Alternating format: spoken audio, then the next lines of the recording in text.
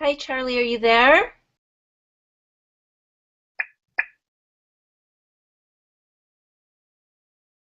Can you hear me? Because I I can can't. hear you, Jennifer. Oh, okay, there you go. Now I can hear you. Okay, I just turned my mic on, apparently.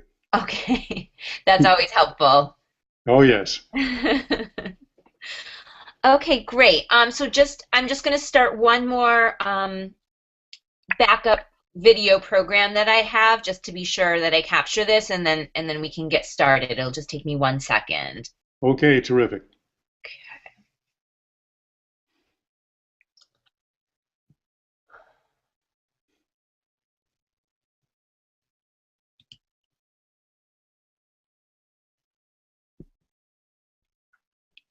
Okay, great. I think we're all set here.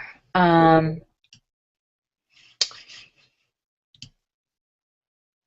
Okay, hi. Thanks for agreeing to do this Yeah. interview with me. Oh, I'm glad to do it. It'll be like a little trip down memory lane, hopefully. Except on a technology that we could not have imagined back then. Yeah, which makes the field so interesting, I think. Yeah. Yeah.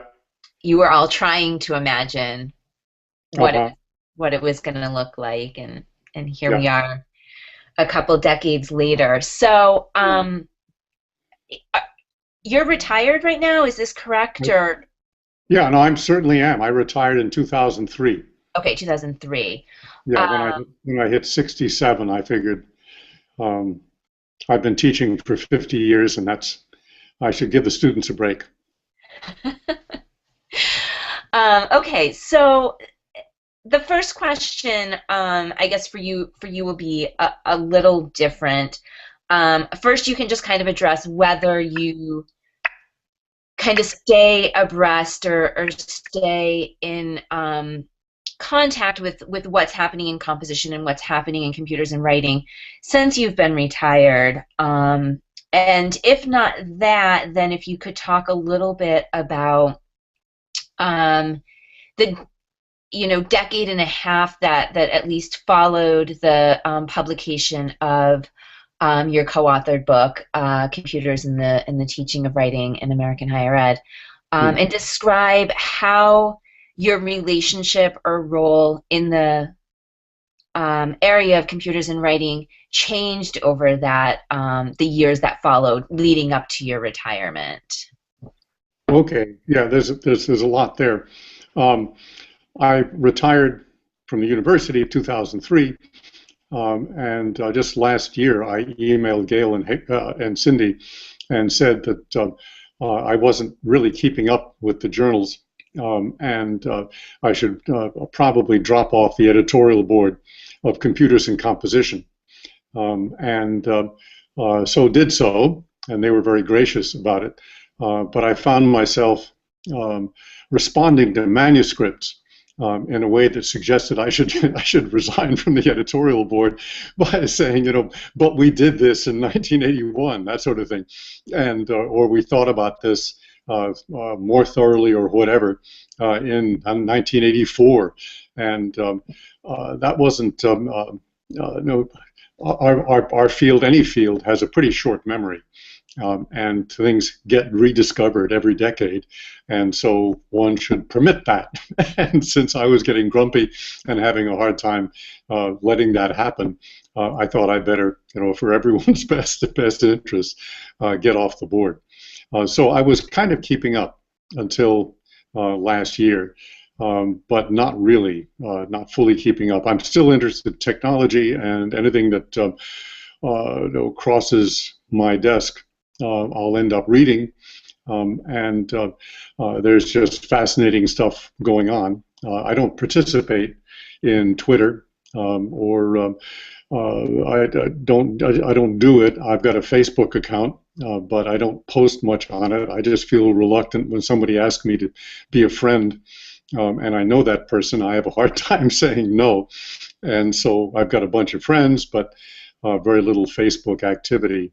My wife Kay, who was onto computers before I was, she was a journalist, and they were composing on her newsroom, they were on computers in the mid 70s, and I didn't get really started until 1980.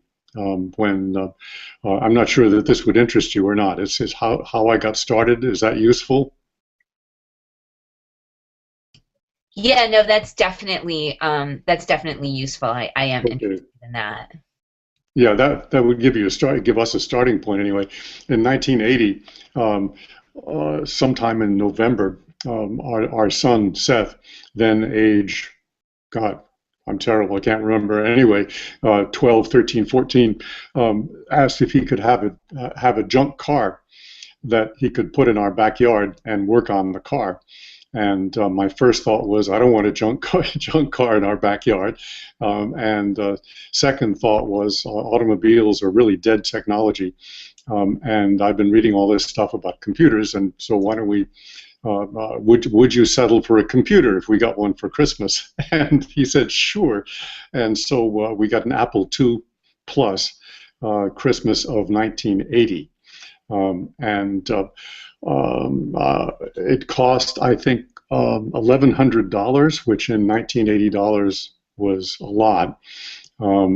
And so I was reluctant to get a disk drive along with it because the disk drive cost another $600, which was a whole lot.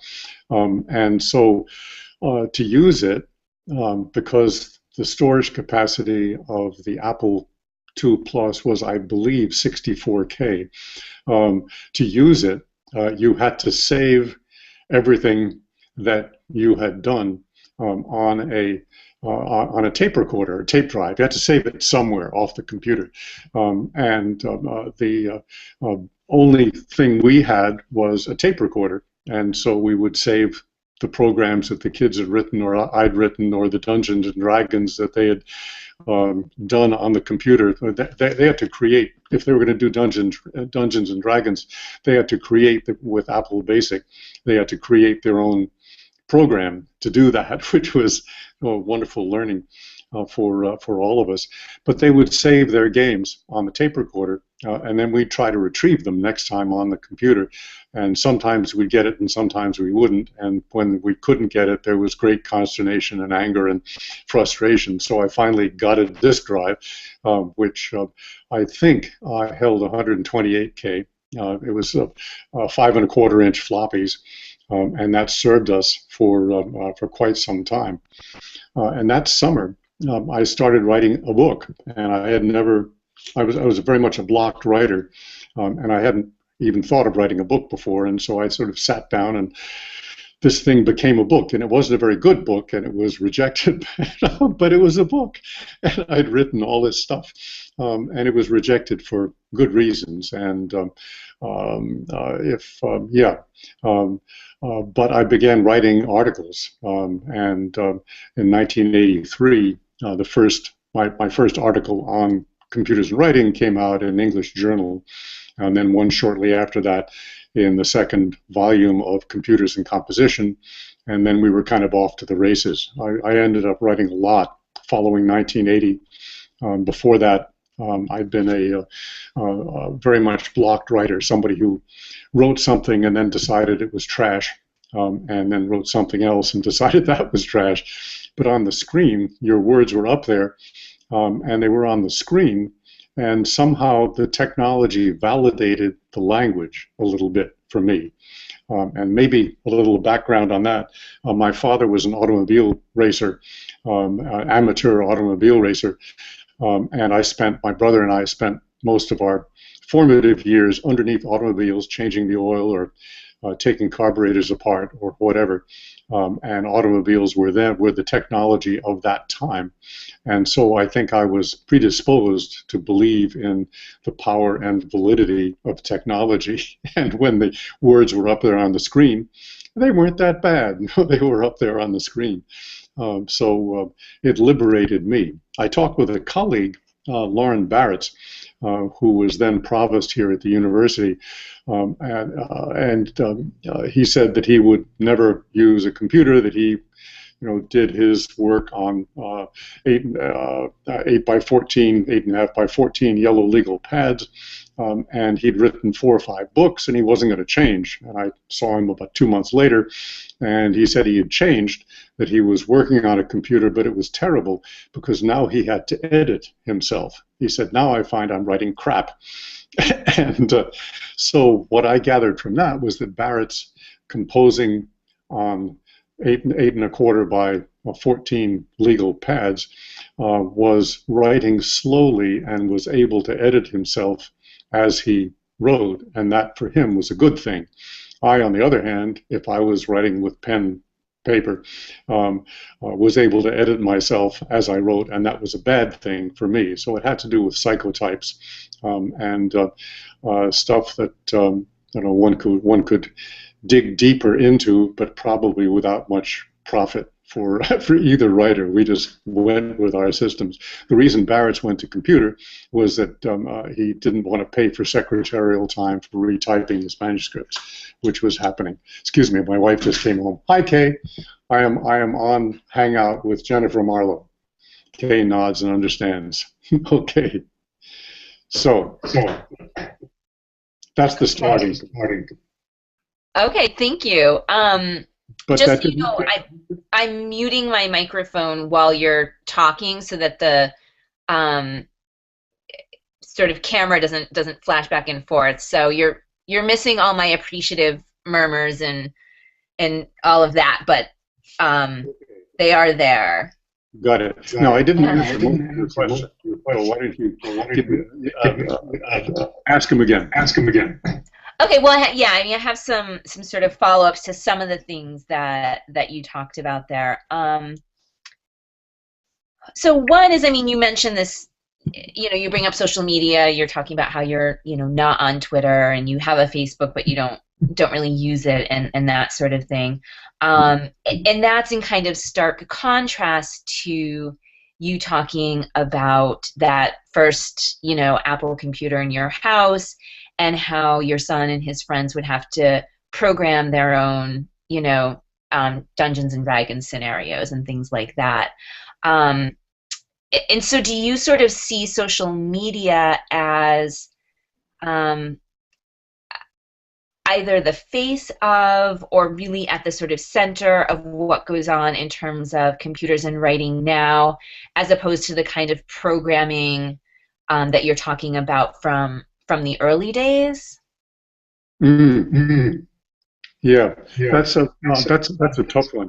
I think to an extent, I'm a burnout victim. That is to say, I learned Apple Basic, and then I learned DOS, and we set up writing labs in 1986 or thereabouts. First with IBM PCs, and I think that would have been 86, and then with some, so I had to learn DOS, and then with Digital Corp essentially dumped on us a whole lot of its pretty much dead computers at that time, digital deckmates, and we had to learn how to mess with those, and then we went back to IBM after the digitals. You can imagine the writing lab. Each of the, we had 2 rooms, big rooms, with 24 machines in each one, each machine attached to a dot matrix printer. And at the end of class, everybody would print. It sounded like bees in there. It was just this terrible noise. Anyway, not the best writing environment, but interesting. So we moved to IBM PCs after that, and almost immediately networked them with Novell NetWare, which again we had to learn. And so it's been. And then IBM moved to Windows, and we learned Windows, and then we moved to HTML, and we all most of us ended up learning HTML so we could teach web page construction, and then I just got tired, I think, and retirement took me out of the lab, and so there wasn't a reason for trying to figure out what we could use these rooms for. given social media. We had a program called Interchange that had been developed by folks at the University of Texas that turned the classroom into its own little social network. And that was tremendously useful and wonderful. Once we got connected to the web, let me back up a little bit, and the classroom network, so long as it was a classroom network and not connected to the outside world, was a safe place where people could exchange confidences, and the students in the room, in their evaluations, would often say, we don't talk a lot, but I feel that I know everybody in this room intimately, and so on and so forth, because they'd read each other's stuff, and they felt really safe about putting their stuff in front of the class.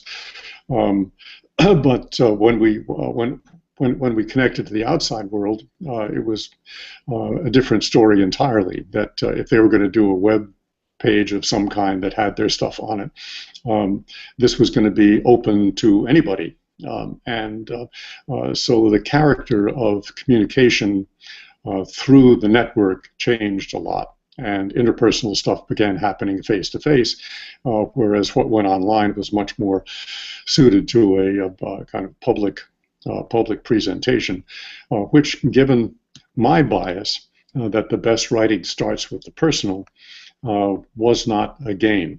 What the students learned was how to put together a web page and website, and that had possible commercial and job applications for them. They also learned, as did I, perforce, the integration of graphics and language, which was really important, and it took us back to an earlier stage in writing when graphics were always part of writing, and somehow post 18th century graphics dropped out entirely, and we became a text-based outfit. But moving graphics back into the mix was really interesting and exciting, particularly with PageMaker and website work. So I think my dropping out was partly burnout, and partly I didn't need it for any particular reason. My present social networks involve town government, which of course means email and listservs and that sort of thing, and singing, which involves a group of singers and we meet once a week and sing, and we email and whatever to get back and forth. And I've been treasurer of the group, and so I'm also a very senior bike racer or cyclist, and so I meet those people, but not online very often. I mean, through email, but not through social networking. So I've got three fairly major social networks that seem to be okay. My wife Kay is on Facebook because that's the only way she and we can stay up with our children, and so she tells me what there is, and I will, if it seems interesting, I'll go and look for it. So hope that's an answer. All right. Yes. Thank you. So one of the things that listening to you talk about the the relationship between graphics and writing involved in teaching web construction and those types of more multimodal assignments, reminds us that there was a time when graphics were always part of writing, and I think that's something we so often forget. And so that reminded me of your even earlier comment about continuing to read manuscripts and getting kind of grumpy, as you put it, about the rediscovery of things that you're like, okay, we already thought about this years ago. And so I was wondering, one, if you remember any of those things that were sort of seemingly rediscovered, during the course of your reading of the manuscripts. Um, and two, um, are you at all familiar with Jason Palmieri's book? What is the title of it? I have it here. I believe it's called Remixing Composition. Um, but he does this kind of, it's essentially a project of rediscovery. But I mean, his whole goal is sort of to remind us that, yes, there always was a time when graphics were part of writing, and um, there actually, was a time when, the oral and audio were important parts of how we compose. So that's essentially sort of his whole project is this project of rediscovery. So yeah, if you could just kind of comment on if there were any things that you remembered during the course of your reading that were rediscovered, and if you know his book at all, you could comment on that. Yeah, I guess two no and no. um, and I can't remember particular moments when I got grumpy reading manuscripts. And though I remember the affect, and I remember what it felt like. Um, uh, uh, I was trying to remember something that I wrote in 1983 was that the writer is a complex system with a history and a history that has created habits and essentially algorithms. And the writer is a complex system connected to other complex systems, call them society, culture, whatever.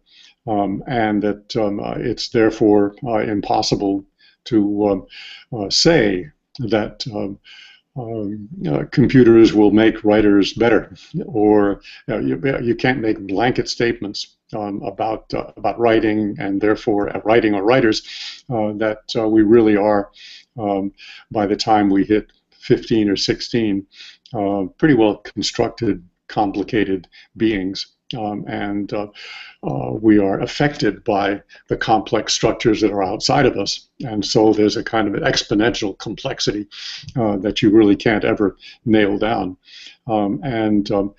This has been what cultural criticism has discovered, 15, 20 years later, except I didn't have the vocabulary for it at that point. So maybe a little bit of his resentment. If I'd had the vocabulary, I would have been out there earlier in that field. But that's one moment I felt, and we keep rediscovering the ways in which technology affects writers, or culture affects writers, or whatever. It's true. It is absolutely true.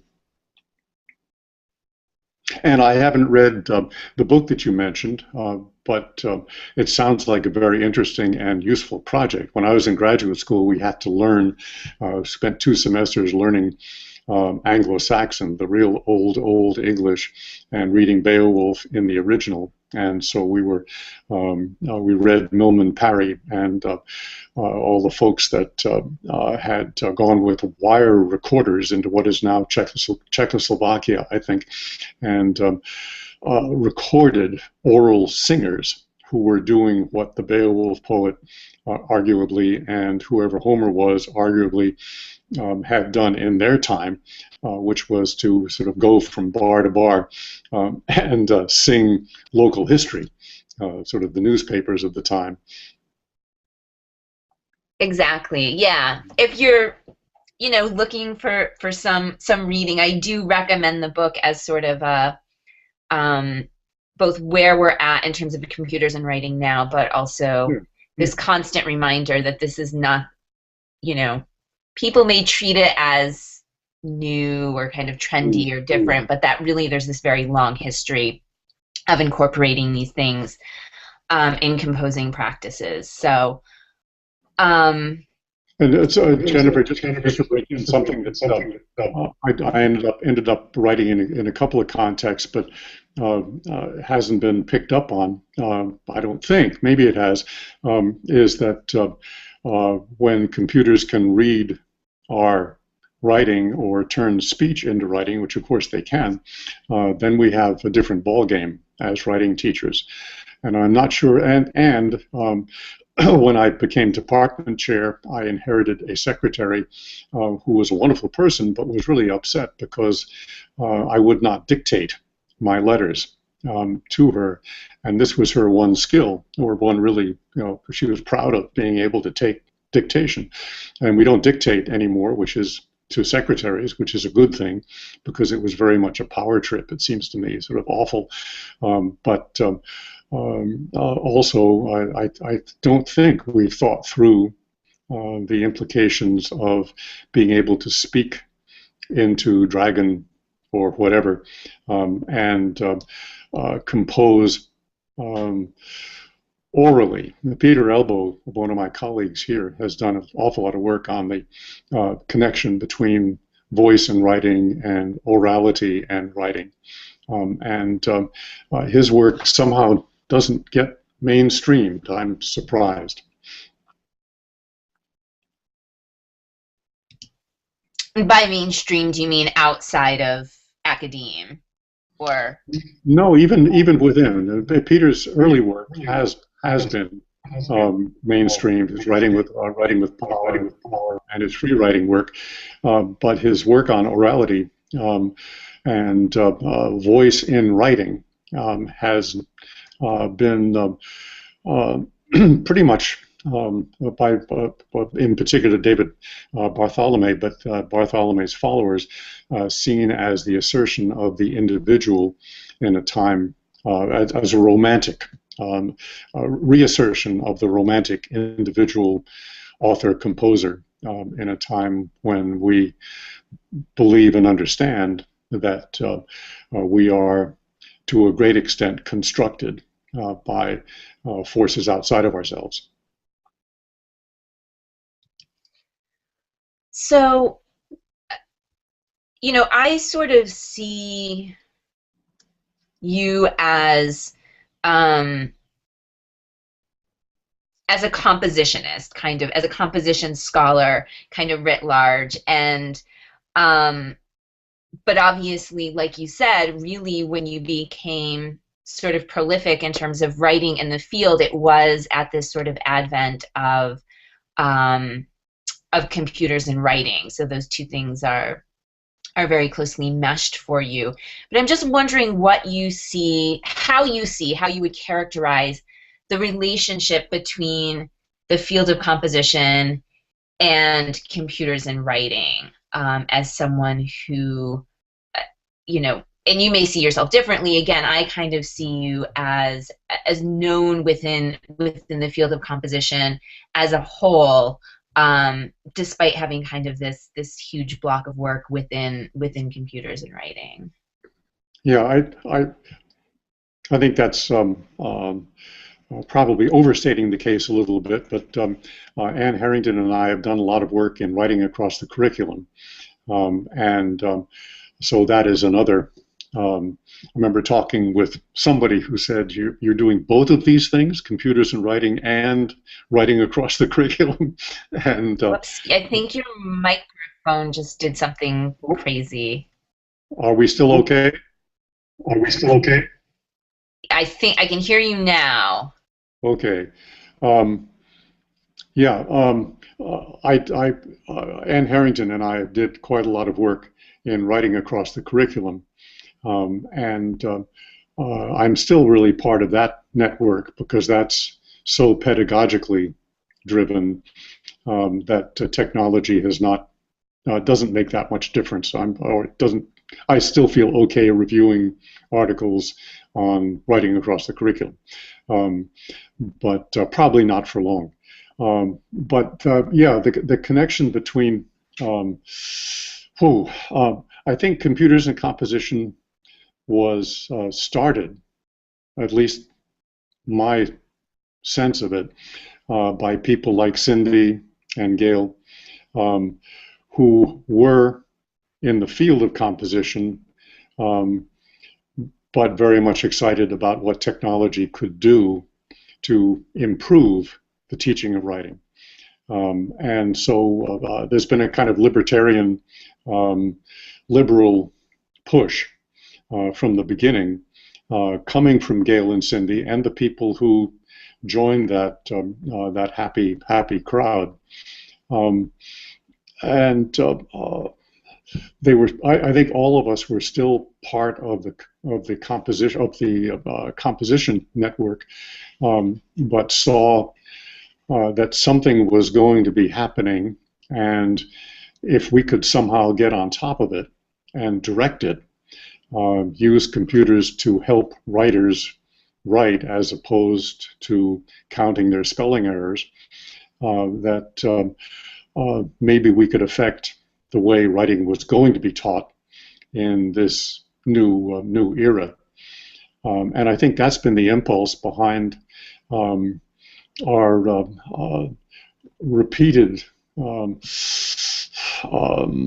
It's almost an algorithm. Some new piece of technology comes out, and we have a couple of articles in Computers and Composition about how this new thing, whatever it is, can help us improve the classroom atmosphere, empower writers, do all the things we want it to do. And then after a bit, there's a critical look at this technology because somebody else has used it to do something bad, or that we judge to be bad. And then we kind of move on to the next new thing. And I don't mean to be cynical about that at all. I think it comes from an admirable desire to make things better. So I just I think that's where we fit. We want to make things better, and we see technology as a chance to make things a little better. Great, thank you. Is there any? Can you move your camera down a tiny bit because you're getting cut off? Yeah. That better? Okay, that thanks. better? Yeah. Great. So, do you use a particular word to sort of define computers and writing? In other words, some people call it a field, some people call it a discipline, some people call it a subfield or subdiscipline, area of interest. Is there a word that you think best fits computers and writing to characterize?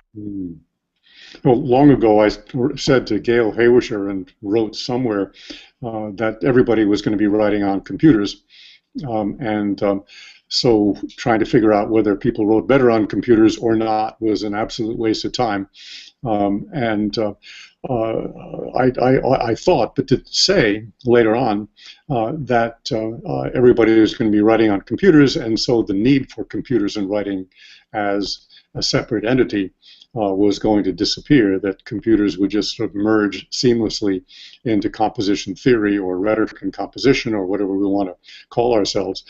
And I just don't know. I could see it going either way. We'd have to figure out a reason for having a separate, I would call it a subfield. We'd have to figure out a reason for calling it a subfield. And the reason could be that there are some few people who are especially interested in technology and its effects, and they would be the subfield. They would write in computers composition and so on and so forth. This is completely unrelated, but it just strikes me. Ann Harrington and I have done some work on criterion and other computer scoring of writing work, and this strikes me as being the evil side of computers, and it's one that was never touched in computers and writing, in computers and composition, because I think we thought it was bad and we didn't want to give it any space, but or it was dangerous and we didn't want to give it any space. Yeah. Okay. Um,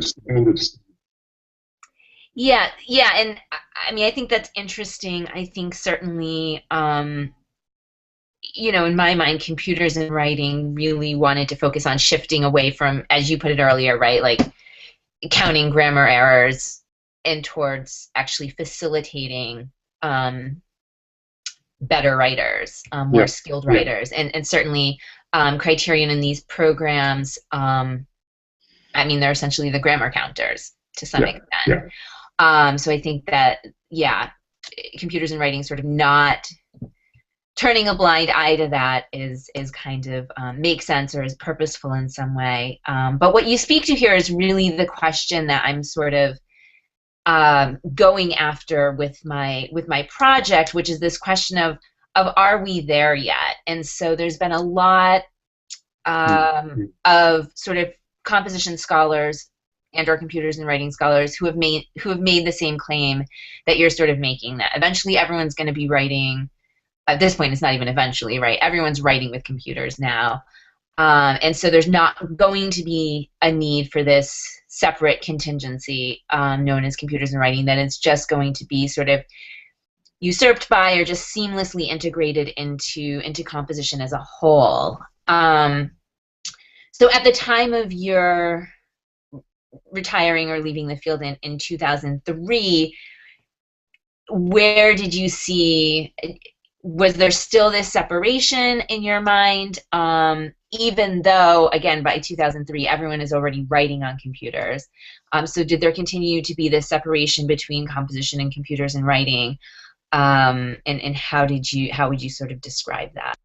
mm, yeah. I felt in 2003, if I can remember, felt that computers and composition had a journal and a conference, and was a subfield. That was largely the responsibility of Cindy and Dickie Self, Gail Haywisher, Sybil Gruber, a whole bunch of people who really started all of this. And the, hmm, Guess I want to say two things, and they're not related.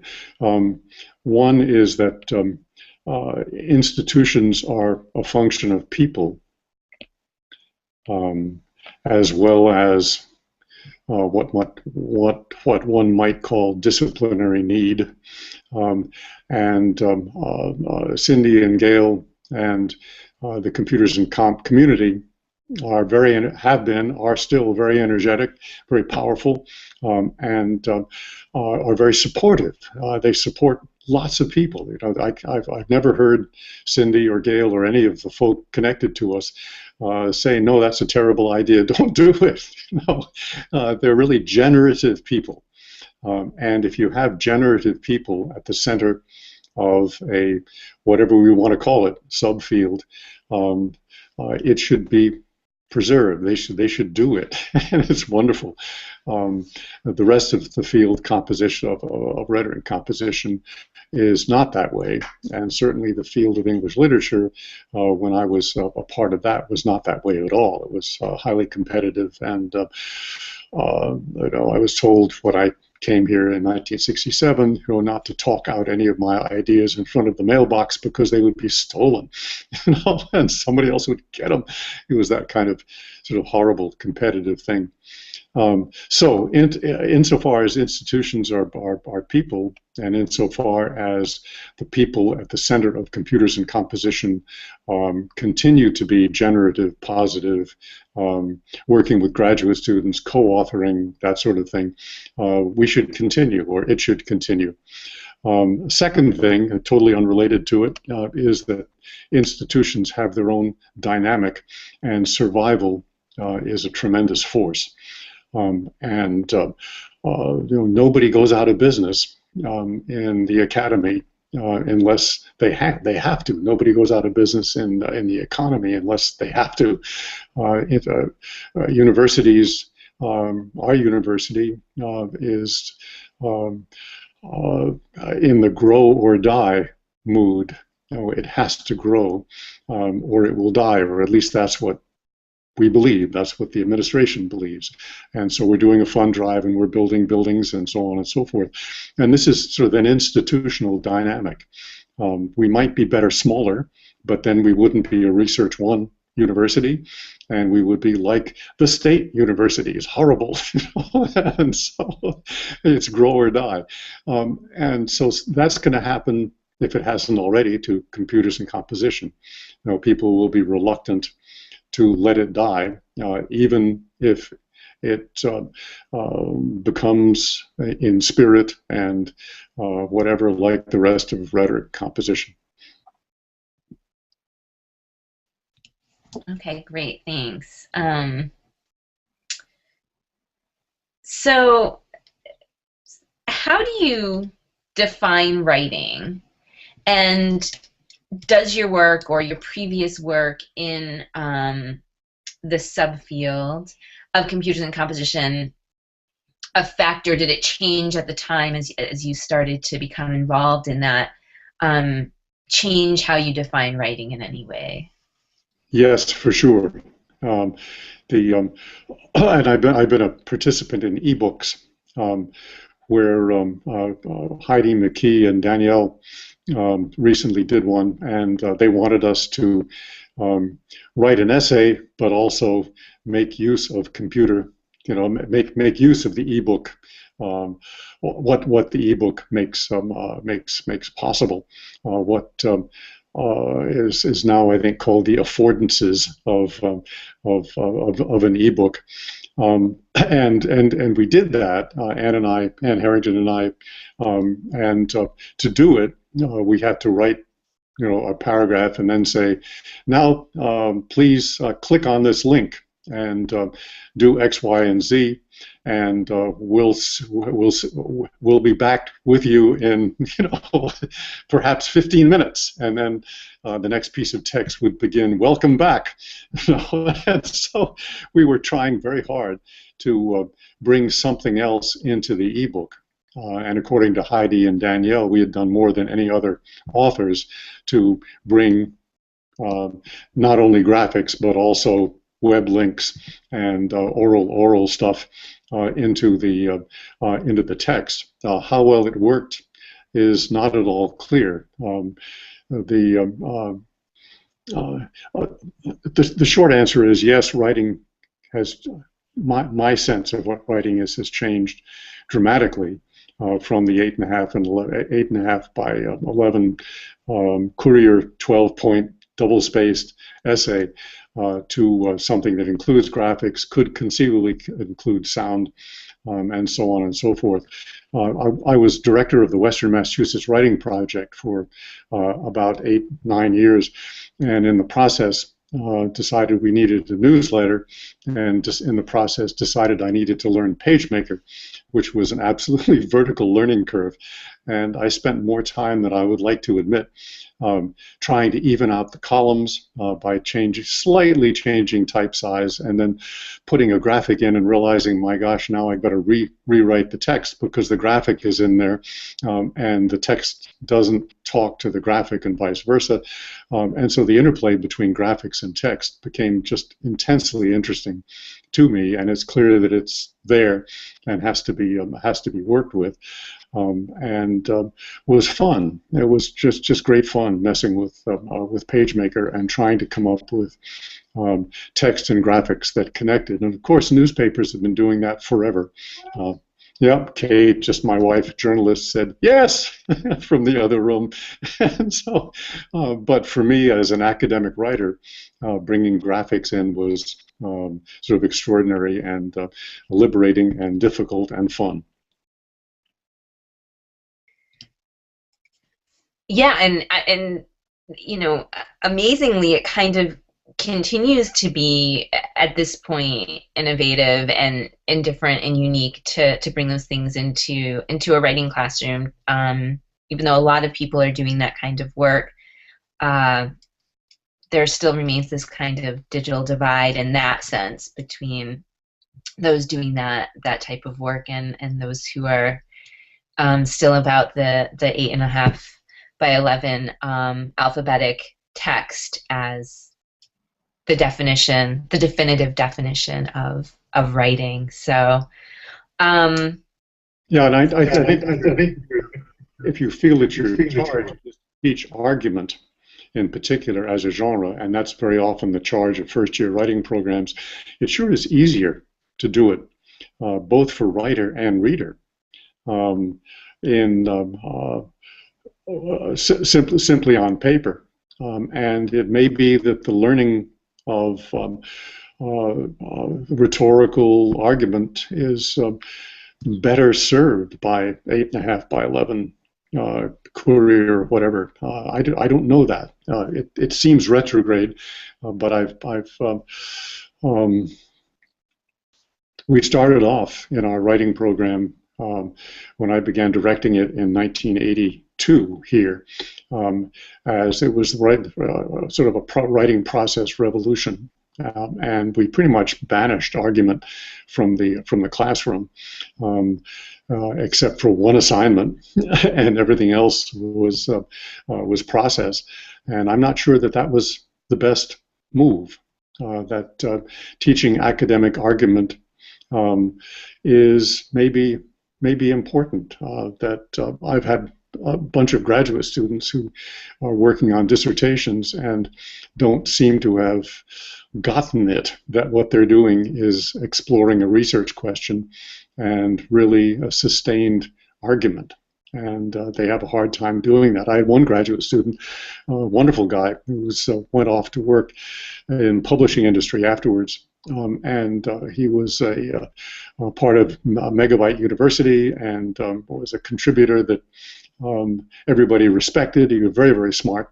We gave a paper together at 4Cs on Saturday morning, and I told him, don't worry, nobody's going to come at Saturday morning. And it was absolutely full because people wanted to meet him because they had to converse with him so much online. They wanted to meet him. But he wasn't able to do the dissertation because he had scraps, he had bits, and he wasn't able to pull those together. And I wasn't able to help him pull them together. Anyway, teaching argument may be something that we need to be doing. I don't know. And in retrospect, we may not have done students a service by pushing that to the margins. I just don't know. It's an open question, and it's still, to me, an interesting one. Mm-hmm. The root question is what should we be doing in freshman one semester or two semesters? What's the best use of our time and the students' time?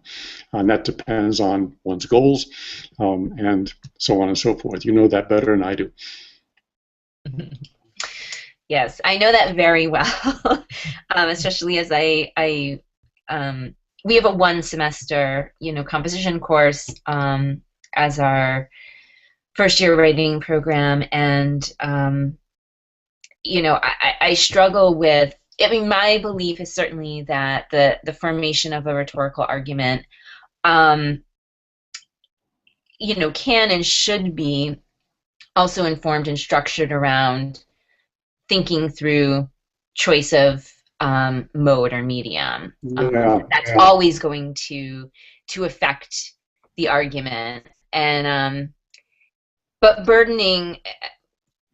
I mean, it feels sometimes like I'm burdening the first year writing course with trying to do all of that, addressing alphabetic 8.5 by 11 text that they're going to have to write for most of the majority of their other classes, but also realizing kind of the way that this is the only place where writing happens in this particular way. They're also not going to be getting these other forms of composing anywhere else along the way. So I put a lot of pressure on that first year course, and it makes it incredibly challenging, as you're aptly describing. Yeah, something that I remember from my writing of curriculum work, which was this wonderful opportunity because we ended up talking with the undergraduate studies committees of all 63 major departments on campus, and how to build writing into their into their curriculum, and we were most stumped by the engineers who said we want writing, but our people go out and do displays. They talk off charts. They present their projects to communities. And there's a lot of visual, a lot of graphics, and a lot of oral that goes on. And so we don't want just a writing course. We want all of these other pieces. And the sciences likewise. The sciences are much better than English, and are much quicker than English in integrating graphics of all kinds in their publications, and certainly in their presentations. It was interesting to me that in our English department's seminar series, Tuesdays at 4, everybody reads papers. In my colleague Bill Mullen's physics counterpart to that, everybody talks off overheads or now PowerPoints. So really different modes in different places. And if in our first year writing course we think we're preparing people for English or philosophy or art, maybe, I'm not even sure about art history, but a very sort of narrow range of humanity in the humanities, the 8.5 by 11 essay focusing on that and or using that to teach argument predominantly would seem to be the right choice. But as soon as you get out of that world, it makes you question. You wonder.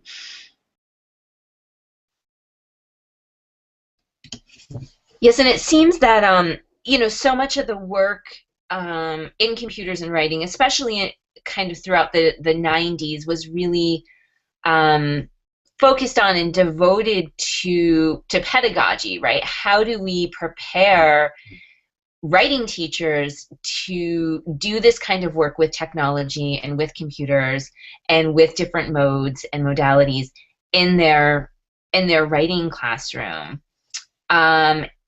So at the time of your again sort of exit from the field, did you still see that going on as a kind of important focus of computers and writing, or had things shifted away from that or changed in any way? Let me back up a little bit and say that, as I've said to you before, that one of the impulses behind computers and writing was to improve the writing classroom, or impulses behind the journal and the conference and that subset, which, as Lisa Gerard says in the preface to our history book, we had blinders on too. That there'd been an awful lot of work on computers and writing done that we were not citing. But anyway. One of the impulses behind the original computers and writing move was to improve the teaching of writing, and that would include teacher training. The same is true of writing across the curriculum. One of the impulses behind writing across the curriculum was to improve the teaching on our post-secondary campuses, and later the National Writing Project, one of its impulses was to improve the teaching of writing. And so these three, and I've been part of all three as a director of our Writing Across the Curriculum program here at UMass, as director of our writing project, and director of our first year writing program. They're all teacher training impulse. The impulse is to improve the classroom, and as a piece of that, you've got to change the way teachers teach if you possibly can, which sounds awful in a way. It sounds like a terrible power trip, but I think that is acknowledged or an unacknowledged impulse, that we feel that there is this bad pedagogy going on, that students are being not served as well as they could be, and that teachers ought to have the opportunity to change. The National Writing Project, our summer institutes were models of how people change, because how teachers might change. Very expensive and small scale, 20 people in a summer, but they did their own writing and did their own editing back and forth and experienced the power of writing themselves, and then could carry that into their own classrooms and maybe into their own schools. And so that is an effective way of changing teacher behavior. In post-secondary education, it's harder to do that. Particularly if you're from an English department, because English English department folks do not have a whole lot of credibility on campus. At least we didn't feel that we did. And our first move in our writing across the curriculum was to get people from the social sciences and the physical sciences deeply involved in a university writing committee, so that this would be a university move and not an English department move. But anyway, changing teacher behavior is still, I think, will be part of computers and composition, because it what has been from the beginning. That's part of its DNA, I think. Okay, well put. I agree. I think that's all of the questions and sort of follow-up questions that I have, unless there's anything you feel you didn't get to cover or want to return to in any way. I don't think so. I don't think so. I've enjoyed the trip. Enjoyed the trip. I'm glad. I really appreciate you taking the time to do this. It's very neat to get to meet you virtually or otherwise and hear about your experience in the field. Great. When you publish this, send me a link, please. When I will definitely do that. Yeah, I'd love to see what you come up with. Okay, that sounds excellent. Okay. All right, take care, Charlie. Right. Bye. Bye-bye.